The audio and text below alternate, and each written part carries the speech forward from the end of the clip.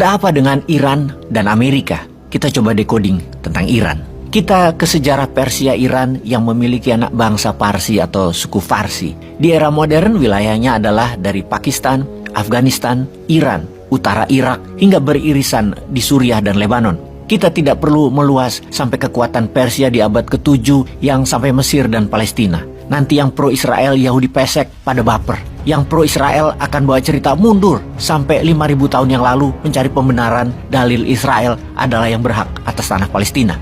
Lalu seberangnya Persia adalah Jazirah Arabia. Jazirah Arabia di semenanjung Arabia mulai dari semenanjung Sinai, Palestina sampai Lebanon Selatan, selatan Irak. Terus memanjang ke selatan, lahan daratannya terpisah Selat Hormuz dengan daratan Persia, terpisah Laut Merah dengan daratan Afrika. Wilayah Jazirah Semenanjung Arabia, daratan utama tersebut menghasilkan 55% cadangan minyak dunia, di mana sejak tahun 1945 wilayah tersebut merupakan hadiah bagi pemenang Perang Dunia Kedua yaitu Amerika dan Inggris. Mereka berdua, Amerika dan Inggris, menggunakan strategi divide et impera, membelah-belah wilayah Arab tersebut untuk disedot minyak bumi dan gas alamnya. Untuk Amerika mengendalikan dunia, maka petrol tadi, minyak tadi, bukan hanya diproduksi oleh mesin-mesin perusahaan Amerika saja, namun kapal tanker, sistem distribusi, tangki refinery, dan penentu harga minyak dunia adalah Amerika yang dengan paksa untuk bertransaksi terhadap minyak atau petrol tadi harus memakai dolar. Itulah mengapa deal transaksi minyak bumi sejak tahun 1971 disebut dengan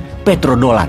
Dolar bukan saja sebagai alat bayar terhadap petrol, namun akhirnya dibuat jadi cadangan devisa semua negara. Lalu Amerika dan sekutunya menciptakan mesin yang haus petrol, seperti mobil, motor, pesawat, kapal laut, dan lain sebagainya, agar dunia kecanduan petrol. Amerika menciptakan dua hal yang membuat Amerika menjadi pengendali dunia, terutama bidang energi dan currency, menciptakan demand terhadap dolar, kemudian mengendalikan minyak bumi dunia. Untuk mempertahankan hegemoni Amerika di kawasan Jazirah Arabia dan Asia Barat, maka diciptakanlah pemimpin boneka yang taat pada kepentingan Amerika, atau bagi yang tidak taat, bahkan melawan, dicap teroris, boleh diperangi oleh Amerika dan dimusuhi oleh dunia. Rakyat sipilnya boleh dibantai. Untuk menjaga kawasan tersebut, Amerika membangun negara Israel. Di sini simbiosis mutualismenya terjadi. Israel perlu Amerika, Amerika perlu Israel. Israel, nation interest-nya adalah mendirikan negara apartheid Yahudi di tanah Palestina. Kepentingan Amerika adalah kendali minyak bumi dan gas selamanya di wilayah Asia Barat dan semenanjung Arabia.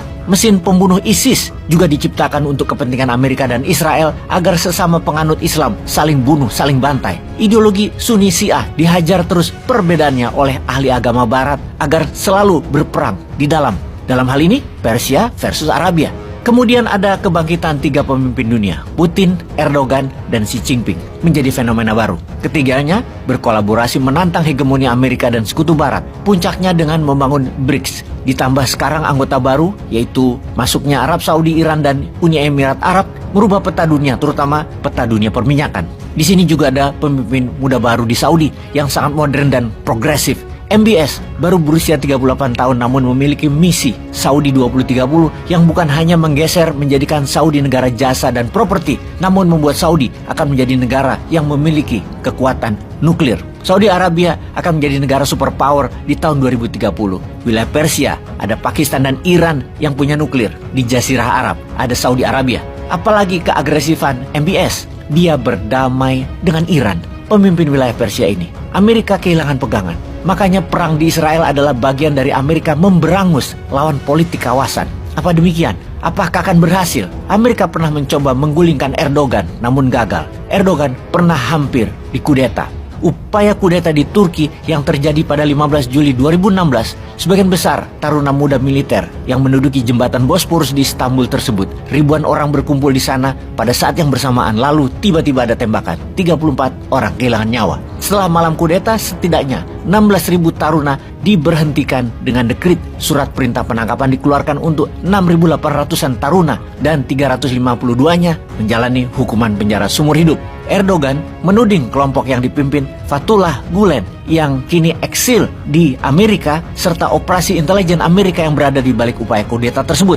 Mengapa dengan pasti Erdogan mengatakan hal itu? Erdogan selamat karena Rusia membocorkan rencana kudeta itu setelah Rusia mengintercept data intelijen Amerika. Dan sejak saat itu, Erdogan menyatakan perang terhadap Amerika. Contoh nyata baru-baru ini, langkah Turki menantang armada USS Gerald Ford di Laut Mediterania dengan membawa seluruh angkatan laut Turki latihan perang-perangan dengan peluru beneran adalah bukti dendam dan amarah Erdogan masih menyala. Agaknya, Amerika sekarang mendapat tantangan dari banyak negara yang dijajahnya. MBS berani menantang Biden terang-terangan. Ali Khamenei, Iran, terang-terangan menentang Amerika. Dan sekarang Wagner dari Benghazi, Libya sudah bolak-balik mendarat di Suriah seperti dalam gambar ini.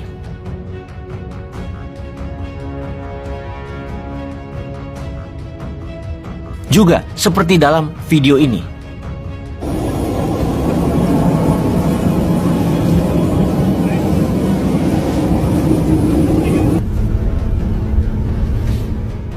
Prajurit pasukan khusus Jerman GSG 9 telah tiba di Siprus bersama dengan rekan-rekan dari pasukan khusus Amerika dalam operasi militer dukungan sekutu untuk Israel ke Gaza. Pastinya bukan untuk perdamaian. Sepertinya perang tidak terelakkan.